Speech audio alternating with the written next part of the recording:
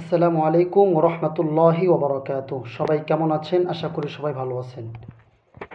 আমরা সবাই জানি গাজার মানুষ না খেয়ে মারা যাচ্ছে, অর্থাৎ তারা এমন দুর্ভিক্ষের মধ্যে পড়েছে, তাদের শহরে কোনো রকম ত্রাণ, খাবার সামগ্রী, কোনো জিনিস ঢুকছে না।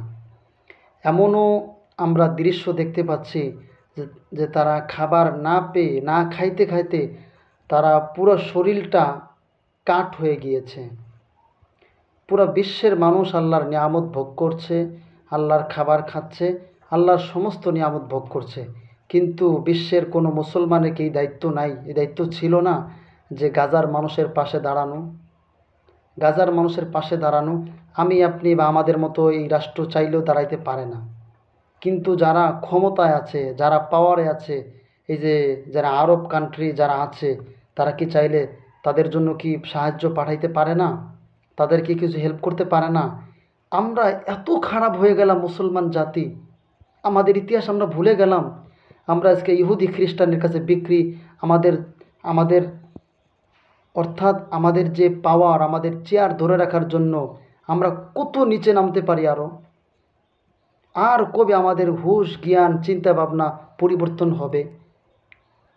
আমাদের মুসলিম ভাই বোনেরা না খেয়ে মারা যাচ্ছে। মানে একটা মানুষ না খেয়ে মারা যায় কখন?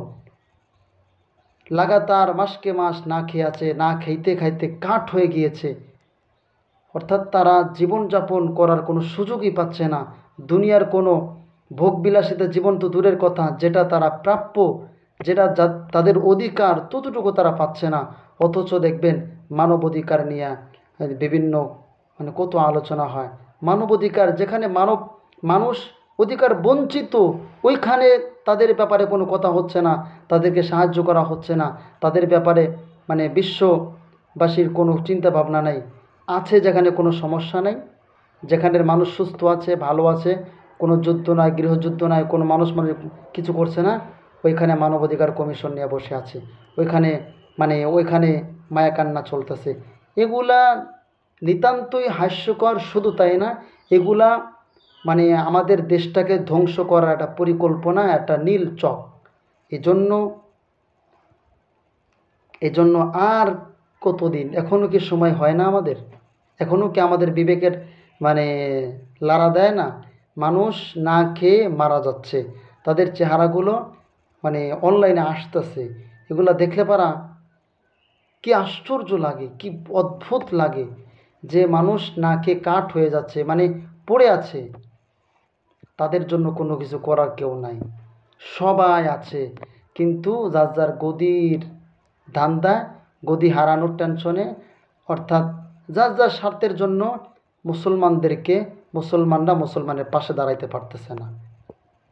তাহলে এটাই কি আমাদের ঈমান? এটাই কি আমাদের ঈমান? আমাদের ঈমান এখনও পরিপূর্ণ হয়নি। এই জন্য দেখেন, আমরা যদি আমাদের ভাই বোনের পাশে না দাঁড়াইতে পারি, আমার মুসলিম ভাই বোনের পাশে না দাঁড়াইতে পারি, তাহলে আপনি কেমন নেতা হইলেন? কেমন নেতা হইলেন?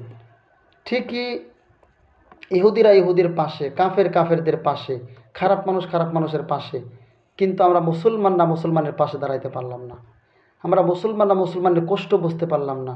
অথচ নবীজি বলেছেন, আল মুসলিমু মান সালিম আল মুসলিমুনা মিন লিসানিহি ওয়া ইয়াদিহি, আল মুসলিমু আখুল মুসলিম, ইন্নামাল মুমিনুনা ইখওয়া।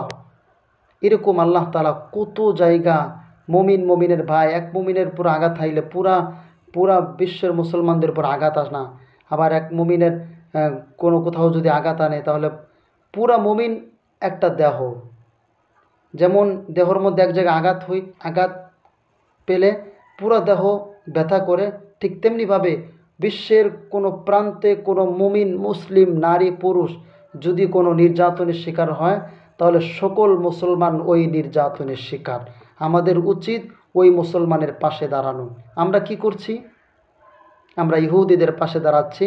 আমরা ইহুদিদের পাশে দাঁড়িয়ে আরও মুসলমান ভাইয়ের ক্ষতি করার জন্য, মুসলমান ভাইয়ের উপর যেন বোম আরও 10টা বেশি পড়ে, এজন্য তাদেরকে সাহায্য করছি।